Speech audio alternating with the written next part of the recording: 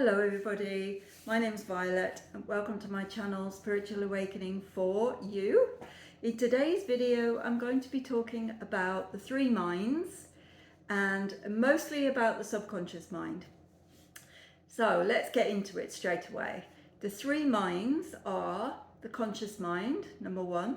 This is the mind you use when, for example, you are making shopping lists, when you're deciding where to go for the day, you're deciding what to do. That is the conscious mind. These are thoughts that you're aware of or feelings you're aware of. The subconscious mind, a lot of people say the subconscious mind is very powerful. I don't see it as powerful. I see it as a big recorder, like a big video recorder, except that it records videos, like it records what you see, it records what you hear, what people say to you, what you say to other people.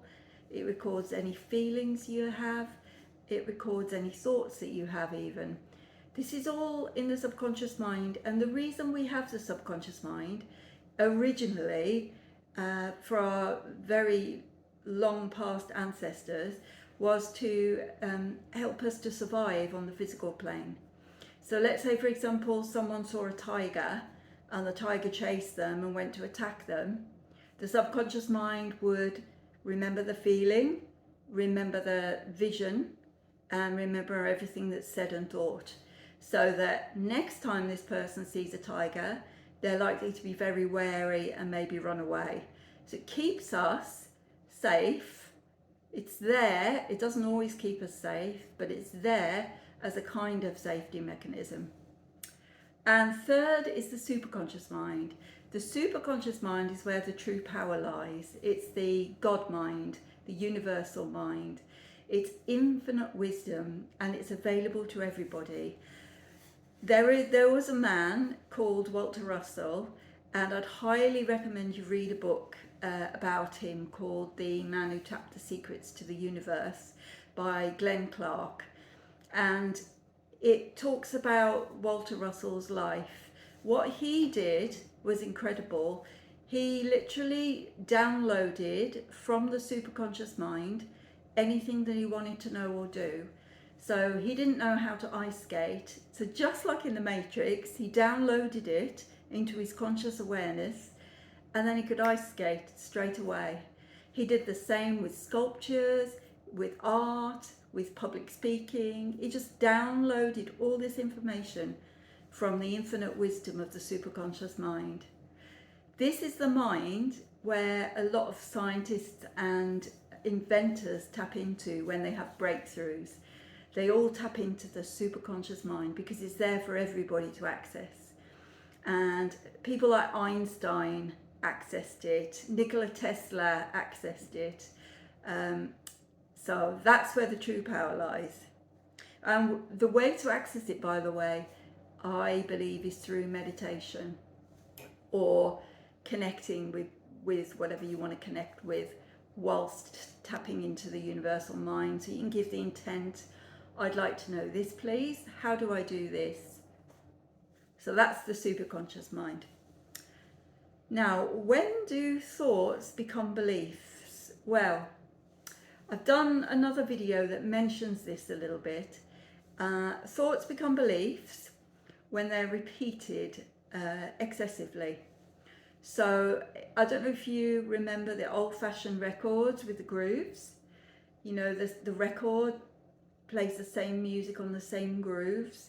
And if you wanted to have a new thought, which is like a groove on a record, it's initially a little bit harder for it to become a belief because that pathway, that neural network, that neural pathway has not been trod.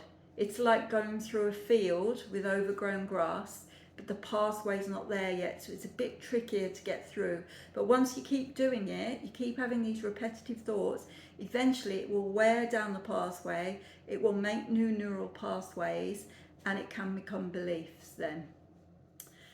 So, yeah, the subconscious mind will say, this thought keeps coming up. I'd better clock it, I better tag it, because it must be important. Even if the belief or the thought is limiting, the subconscious mind will take it on board if it's repetitive. When do beliefs go into the subconscious mind? Well, there are many ways in which beliefs go into the subconscious mind, and I'm going to teach you 5 of those ways. Firstly, childhood. From the age of 0 to 7, we are very impressionable. We believe everything we're told because we don't have that rational capacity, that logical mind is not developed enough to say, this adult has told me this, but I don't believe it's true. We just literally believe everything we're told. So here's an example. I once had a client, and as a boy he was told regularly that he was stupid, and he grew up believing he was stupid, and he grew up always having to try to prove himself academically.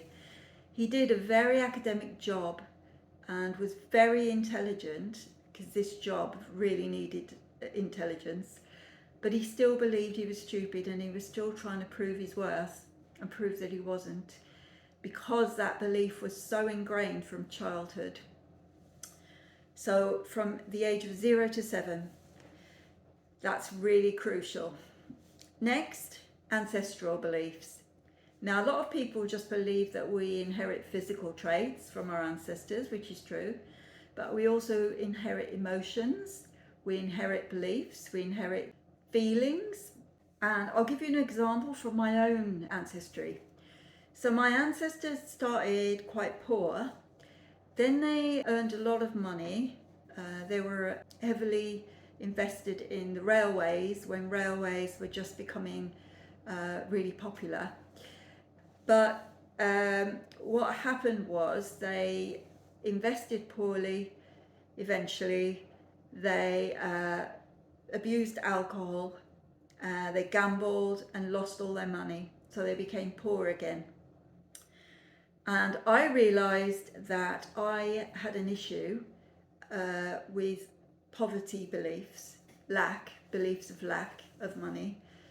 And I traced it back to my ancestors, so I had to clear that, because ancestral beliefs will be in the cellular memory. So I had to clear that from my own cellular memory once I detected that's where it came from. You can also get beliefs from other lifetimes. That happens because you come into this world with, in your energy field, there's unresolved issues. So they can come in with this lifetime. So that's one other way. Another way, which I mentioned earlier, is through repetitive thoughts as an adult.